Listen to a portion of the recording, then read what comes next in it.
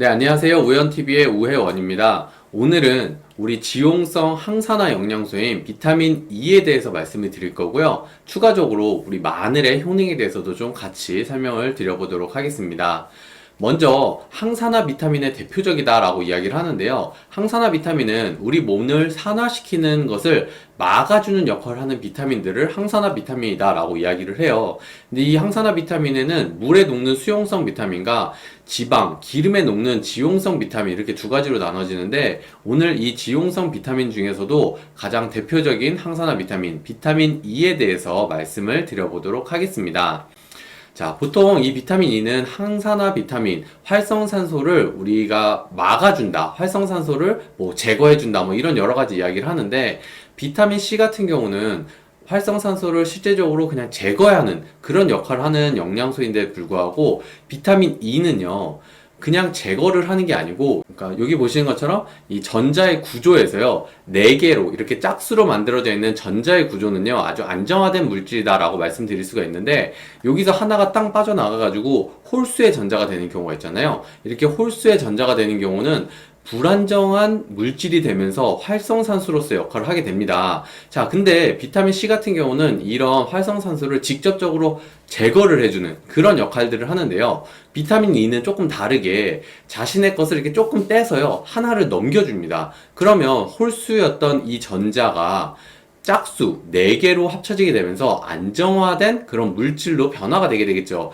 그러다 보니까 활성산소와 결합을 통해서 활성산소의 안정화를 시켜준다라고 하는 게 바로 비타민 E가 활성산소를 안정화시키는 방법이다, 이렇게 말씀을 드릴 수가 있습니다. 이 비타민 C도 항산화 영양소고 비타민 E도 항산화 영양소인데 어떻게 항산화를 하는가는 조금 다르다는 것을 알 수가 있겠죠. 자, 근데요, 이런 이 항산화 영양소들이 각각 다 역할들이 나눠져 있는 만큼 연결이 되어 있습니다. 이게 뭐라 그러냐면 항산화 네트워크다라고 이야기를 하는데요. 여기 보시는 것처럼 비타민 E 같은 경우는요, 자신의 것을 나눠줘서 이 활성산소를 안정화시켜주고 나면요, 본인이 산화가 돼버리는 상황이 생기게 돼요. 근데 본인이 산화가 되면 이것을 산화된 거를 다시 또 안정화시켜줘야 되잖아요. 그 역할을 하는 게 바로 비타민 C가 하는 역할을 합니다. 그래서 비타민 C가 비타민 E의 산화된 것을 막아주는, 다시 비타민 E로서 역할을 할 수 있게끔 도와주는 역할을 한다.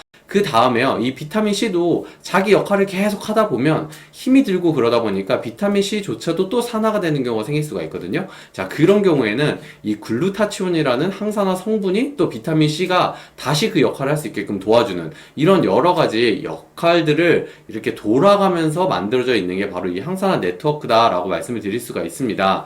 여기 보시는 것처럼 알파리포산은 우리가 먹는 이런 식품들이나 음식이라든지 여러 군데에서 우리 몸 자체에서 항산화 성분이 계속 합성이 되고 만들어질 수 있는 성분이거든요. 그래서 이 알파리포산이 글루타치온의 항산화를 도와주고요. 글루타치온은 비타민 C를 도와주고, 비타민 C는 비타민 E를 도와주고, 비타민 E는 코엔자임 Q10을 도와주고, 코엔자임 Q10은 다시 이 알파리포산을 도와주는 역할을 하는 게 바로 항산화 네트워크다, 이렇게 말씀을 드릴 수가 있습니다. 그렇기 때문에 우리가 한 가지만 섭취를 하는 게 아니고 여러 가지를 골고루 섭취하는 게 중요하다는 것을 여기서 알 수가 있겠죠. 자, 비타민 E 같은 경우는요, 토코페롤이다라고 말씀을 드리는데요, 이것을 그리스어로 바꿔보면요, 후손, 태아라는 뜻과 임신하다, 분만, 이런 뜻을 갖고 있습니다. 자, 그러다 보니 이 비타민 E가요, 1922년에 우리 생쥐로부터 발견이 됐는데, 왜 이런 이름이 붙었냐면 생쥐들이 임신이 되지 않는 상황이 계속 만들어져 있던 거예요. 근데 어느 날 생쥐 하나가 갑자기 임신이 됐어요. 도대체 왜 임신이 됐지? 라고 이 생쥐를 살펴보니 이 생쥐가요, 녹색잎 채소를 먹고 임신된 거예요. 그러다 보니까 이 녹색잎 채소에 어떤 성분이 도대체 임신을 할 수 있게끔 도와줬을까 알아보니 바로 비타민 E 성분이 많았던 거죠. 자, 그래서 이 토코페롤을 분만, 출산, 이런 영양소다라고 이야기를 해서요, 임신을 끝까지 유지시켜주는 비타민이다, 이렇게 이야기를 하기도 합니다. 자, 근데 이 비타민 E 같은 경우는요, 빛과 열에 아주 강한 특징을 갖고 있습니다. 우리 몸에 신장에서도 부신, 그리고 간에 가장 많이 존재하게 되는데요. 이런 것들이 근육이나 지방으로 운반이 돼서 지용성 비타민이다 보니까 지방이 많이 있는 이 지방 조직들의 축적이 돼 있다가요. 우리 몸에 비타민 E가 부족해지면 얘가 다시 간으로 가서 간에서 역할을 할 수 있게끔 도와주게끔 하는 게 바로 이 비타민 E가 여러 가지 우리 몸에서 돌아가는 방식이라고 말씀을 드릴 수가 있습니다. 자, 이 비타민 E 같은 경우는 여러 가지 효능이 있는데요. 가장 대표적으로는 역시 활성산소를 제거시켜주는, 활성산소를 안정화시켜주는 역할을 하기 때문에 건강한 상태를 유지시켜주는데 도움을 준다라고 말씀을 드릴 수가 있고요. 그 다음에 지방의 산화를 방지시켜주기 때문에 우리 몸의 안에 있는 뭐 세포라든지 이런 세포막들이 대부분 사실 지방으로 되어 있거든요. 이 지방들이 손상되는 걸, 이 세포막이 손상을 막아주는 역할을 합니다. 그러다 보니까 여기 보시는 것처럼 적혈구를 보호해준다든지 아니면 세포가 호흡할 수 있게끔 이 건강한 세포를 계속 유지할 수 있게끔 도와주는 역할을 하는 게 바로 비타민 E가 하는 역할이다. 이렇게 말씀을 드릴 수가 있고요. 자, 비타민 E 같은 경우는 여기 보시는 것처럼 혈관 확장이라고 적혀 있는데 일반적인 혈관의 확장도 도움을 주지만 우리 몸에 있는 혈관 중에 가장 작다고 하는, 가장 얇다고 하는 말초 혈관의 확장까지도 도움을 줍니다. 자, 그러니까 우리 손끝이라든지 발끝 또는 아주 얇은 이 미세한 이 혈관까지도 이 넓혀주니까 그럼 영양소 또는 혈액이 끝까지 도달할 수 있게끔 도와주겠죠. 그러다 보니까 손발이 차신 분들이나 아니면 냉증이 있으신 분들에게 아주 이 비타민 E가 도움을 받을 수 있다라고 말씀을 드릴 수가 있고요. 그거 외에도 혈관의 탄력을 유지하는 것까지도 도움을 주는 게 비타민 E의 효능이다라고 말씀드릴 수가 있습니다.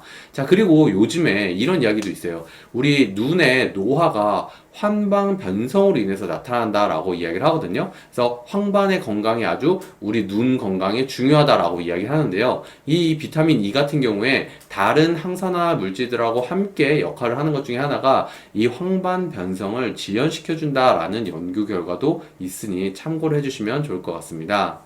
자, 그래서 이 비타민 E가 부족하게 될 경우에는요, 첫 번째로 나타나는 증상이 용혈 현상이다라고 이야기하는데요. 아까 말씀드렸던 비타민 E가 이 세포의 세포막을 감싸고 보호해주는 역할을 한다라고 말씀을 드렸잖아요. 근데 이 비타민 E가 부족하니까 이 세포막 자체가 약해지는 거예요. 그래서 이 용혈 현상이 세포막이 손상이 되면서 세포 자체가 터져서 이 안에 있는 성분들이 밖으로 나오는 그런 증상이 나타날 수 있는 게 비타민 E가 부족할 때 나올 수가 있고요. 비타민 E가 부족할 경우에는 근육이나 신경세포의 손상이 일어날 수도 있고요. 그다음 불임증이 나타날 수도 있다. 이렇게 말씀을 드립니다. 자, 근데 이 비타민 E는요, 실질적으로 우리가 섭취하기에 아주 좋은 영양소 중에 하나입니다. 여기 보시는 것처럼 뭐 견과류라든지 아니면 녹색잎 채소, 그리고 올리브유 같은 이런 기름 성분들, 특히 이제 뭐 아보카도라든지 뭐 녹황색 채소라고 얘기를 하는데 녹색을 띠는 이런 채소들의 비타민 E가 보통 풍부하게 들어있어요. 그래서 생각보다 많은 사람들이 비타민 E가 결핍이 되는 경우는 많이 없다라고 이야기를 하는데 그럼에도 불구하고 이렇게 채소나 견과류들을 잘 드시지 않는 분들 같은 경우는 비타민 E를 조금 잘 챙겨 드시는 게 아주 중요하다. 근데 비타민 E가요, 다른 제품에도 함께 들어있는 것을 좀 보신 적이 있으실 거예요. 예를 들면 오메가3나 감마리놀렌산 이런 것들에 비타민 E가 함유가 되어 있는데요. 실질적으로 여기에 들어있는 비타민 E만으로는 우리가 섭취를 하기에 비타민 E로서 막 충분하다 이렇게 말씀을 드릴 수는 없지만 왜 이런 기름 성분들의 비타민 E가 같이 있느냐, 바로 우리 지방 성분이 산화되는 것을 막아주는 역할을 하는 게 바로 비타민 E가 하는 역할입니다. 그러다 보니까 제가 예전에 오메가3를 선택할 때 꼭 비타민 E가 같이 들어있는 제품을 선택하셔야 된다라고 말씀드린 이유가 이런 부분들이라는 것을 좀 참고해 주시면 좋을 것 같습니다. 비타민 E 같은 경우는요, 천연 비타민, 합성 비타민 이런 여러 가지 논란에서 아주 명확하게 구분이 되어 있는 영양소 중에 하나입니다. 무려 천연과 합성 비타민이 흡수율이 3.42배나 차이가 나는 것을 알 수가 있는데요. 이것을 구분하는 방법은요, 이렇게 표기 자체가 조금 다른 것을 알 수 있습니다. 천연 같은 경우는 D알파 토코페롤이라고 적혀 있고요. 합성 같은 경우는 Dl알파 토코페롤이다 라고 이야기를 하는데요. 이게 이제 천연 비타민이라고 하는 이유가 뭐냐면 천연 상태에 있는 비타민 E가 D알파 토코페롤의 형태로 있기 때문에 이걸 천연 비타민 E다 이렇게 설명을 드릴 수가 있습니다. 자, 그래서 이 천연 비타민의 표기 자체도 다를 뿐 아니고요, 천연 비타민의 1IU에 들어있는 그 밀리그램 수도 조금 차이가 날 수가 있거든요. 그래서 이런 부분들 조금 참고해서 제품을 선택할 때 꼭 확인을 하시는 것을 추천해 드리고요. 다만 이 제품 같은 경우에 뒤에 요 표기란에 그냥 알파 토코페롤이라고만 적혀 있는 제품들도 있을 수 있어요. 그런 경우에는 꼭 안에 라벨지까지 확인을 해서 디알파 토코페롤 천연 비타민 E가 들어있는 제품을 꼭 선택하시는 것을 추천을 드립니다. 근데 이 비타민 E 같은 경우도 지용성 비타민이기 때문에 무한정적으로 무조건 많이 먹어서 좋은 비타민이라고는 할 수가 없거든요. 다만 비타민 E는 진짜 많이 먹어서 만들어져 있는 이런 부작용 사례 이런 것들이 많지는 않아요. 많지는 않지만 그럼에도 불구하고 지용성 비타민 같은 경우는 엄청나게 고용량으로 섭취할 필요는 없다. 이렇게 말씀드릴 수가 있습니다. 자, 그래서 조금 추천드리는 것은 400IU 이상 섭취하는 분들은 조금 뭐 의사분의 상담을 받거나 그런 것들을 추천을 드리고요. 보통 하루 최대 섭취량으로는 사실 540IU라고 되어 있는데 400IU 정도를 추천한 이유는 우리가 일반적으로 식사를 할 때 먹는 비타민 E의 양도 있기 때문에 저는 개인적으로 400IU 정도를 추천드린다라고 말씀을 드립니다.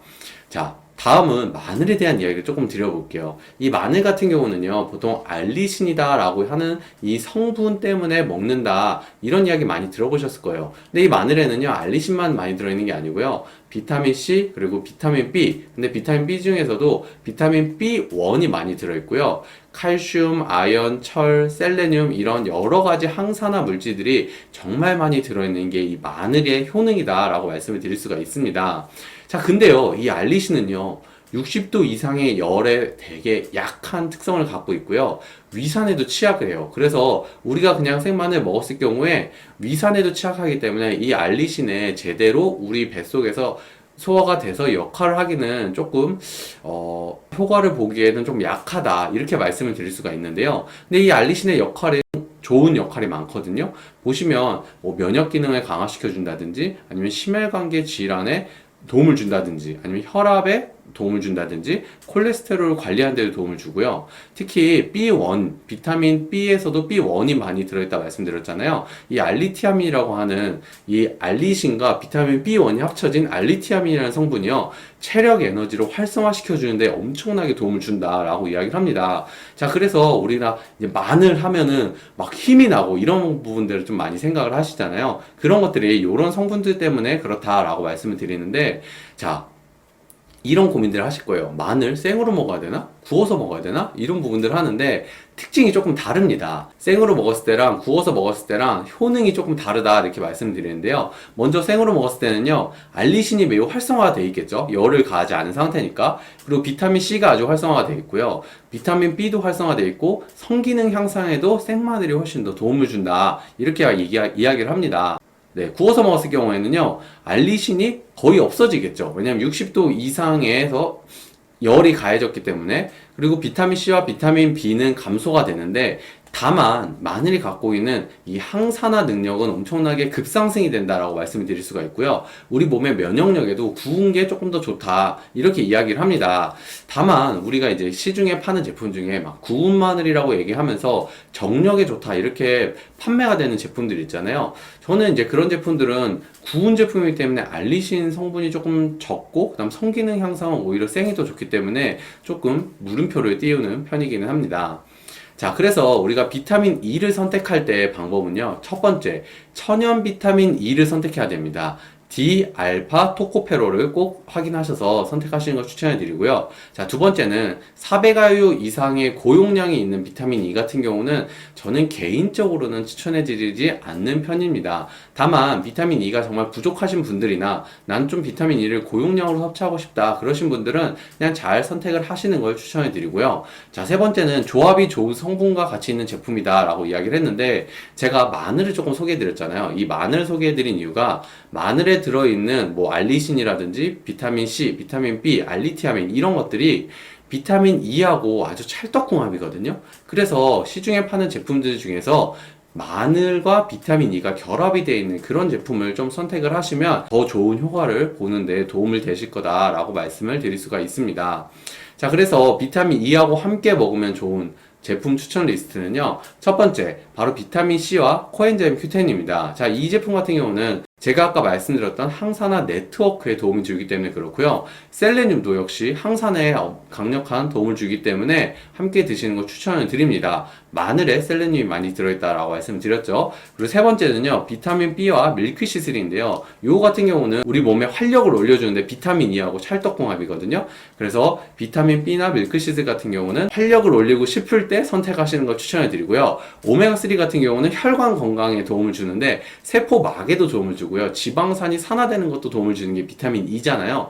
그렇기 때문에 오메가3하고 비타민 E는 혈관 건강을 좀 지키고 싶다, 이런 분들 같은 경우는 오메가3를 함께 드시는 것을 추천해 드립니다. 제가 오늘 준비한 내용은 여기까지고요. 오늘 내용도 좋으셨으면 구독과 좋아요, 알림 설정까지 부탁드립니다. 혹시 궁금한 사항이 있으시면 댓글로 남겨주시면 제가 최대한 친절하게 답변 남겨드리도록 하겠습니다. 그럼 이만 들어가보도록 하겠습니다. 감사합니다.